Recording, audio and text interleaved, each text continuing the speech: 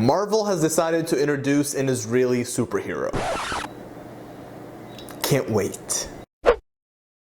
Assalamu alaikum, what's going on everybody? Yes, you heard that right. Marvel is bringing in an Israeli superhero into the mix. Not marketed as a Jewish superhero, but as an Israeli superhero. Her name is Sabra, and she'll be played by this Israeli actress. Disclaimer, I don't read comic books, but here's what I gathered so far. Sabra was introduced to the Marvel comic books around 1980. She's a police officer, a Mossad agent, and a superhero. The Incredible Hulk, in this case, meets a Palestinian boy. This boy explains the regional conflict. I hate it when they use that term, because apparently genocide, ethnic cleansing, and apartheid are just conflict. Anyways, the boy appears to say, can't we just share the land? And then the boy is killed by a terrorist bomb.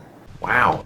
It gets worse. Then Sabra, the Israeli superhero, finally wakes up and sees this dead Palestinian child as a human being. Gee, thanks Hulk. Took a monster to help a Zionist find their humanity.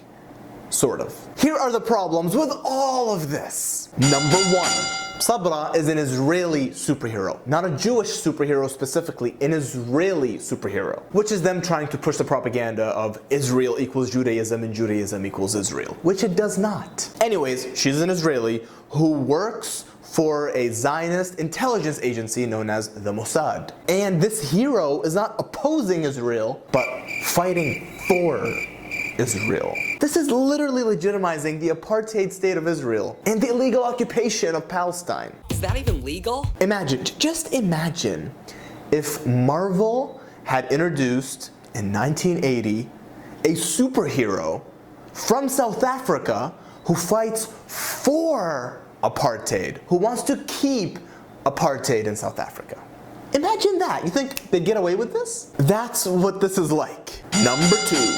Her name is Sabra. This has stirred up a lot of controversy. From one end, what in the cultural appropriation is going on here? Because Sabra is an Arabic name. It means patience and can even mean a cactus plant. However, it's also a Hebrew word. It can refer to a fruit from a cactus, and it's a modern Hebrew term that is used to refer to any Jewish person born in Israel. But I get the outrage. Israel's built on the genocide and ethnic cleansing of Palestinians. First you take our land, and you take our homes. Then you steal our food. And now it appears you're taking our names? Is this reverse colonialism? Are you taking on the identity of the people you're oppressing and colonizing? Yeah, I'm confused too. We're confused. Anyways, as I mentioned, the Israeli superhero was introduced in 1980. This was almost 2 years before the Sabra and Shatila massacre. This is a massacre where the Israeli military, along with some far-right Lebanese militia, they went into the Sabra and Shatila refugee camp in Lebanon and murdered over 3,000 Palestinian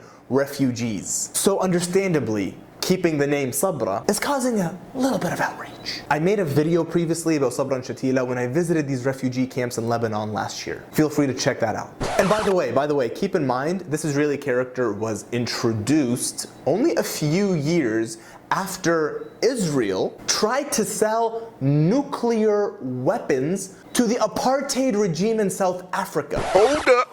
Wait a minute. You cannot make this stuff up. They literally tried to sell nuclear weapons to the apartheid regime when the whole world was supposed to be boycotting them. The more you know. Also, Israel does seem to be obsessed with the word Sabra, because that is a hummus brand whereby Pepsi and an Israeli group co-own. So maybe don't buy their hummus.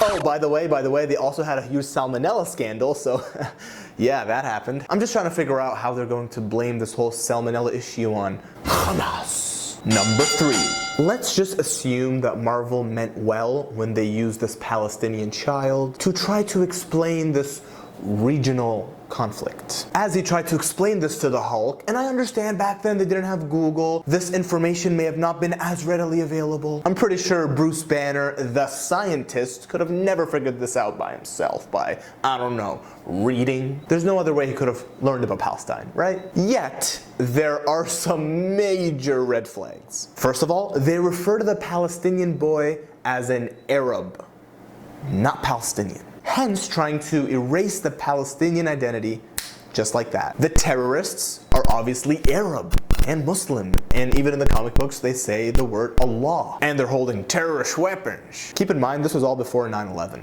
And by the way, the terrorists could not have possibly been Hamas, because Hamas was established in 1987. Also, this Palestinian boy is portrayed as a liar and a thief, and he is killed by a bomb that was detonated by the terrorists. Where do I even start with this? The fact that terrorists killed this boy, not the Israeli occupation. It's just so typical of Israeli propaganda. This propaganda has been happening for a long time. Here are some recent examples. Israel murdered, assassinated journalist Shireen Abu Akleh.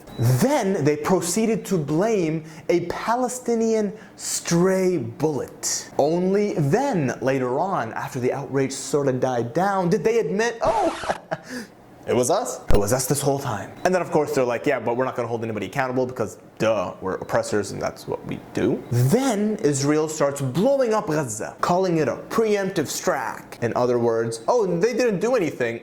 We just know they're eventually gonna do something, so we're gonna do it first. Then they proceeded to blame the destruction of Palestinian homes on stray missiles from Hamas. I said, hold on. Only to then, once the outrage sort of dies down, they go, oops, us again. This is very typical Israeli Zionist propaganda.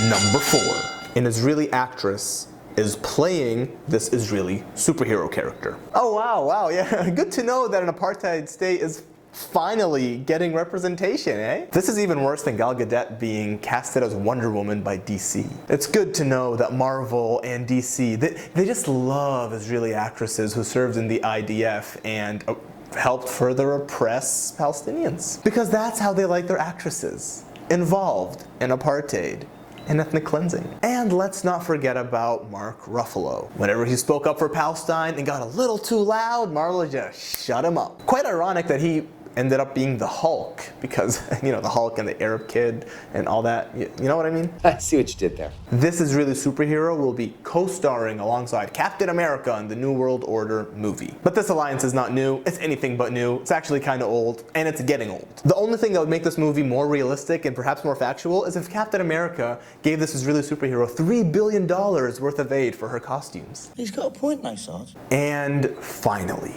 what do we do now? Complaining is fun, of course, but we have to take action too. First of all, it helps if you follow me and like this video and share it to raise awareness. But also, let's take further action. American Muslims for Palestine, they have a letter for everyone to sign. The link is in their bio. Sign this letter to petition what is going on, to oppose this Israeli superhero appearance. As usual, Marvel will make problematic decisions. They will wait for the negative media, negative press to go away, and then they'll just proceed with their plans. But we will make sure to keep reminding the world that normalizing an apartheid state just won't do. So let's take action, go to the link in AMP's bio, share this video, and let's make our voices heard. And as always, free Palestine. على عهدي على ديني على أرض تلاقيني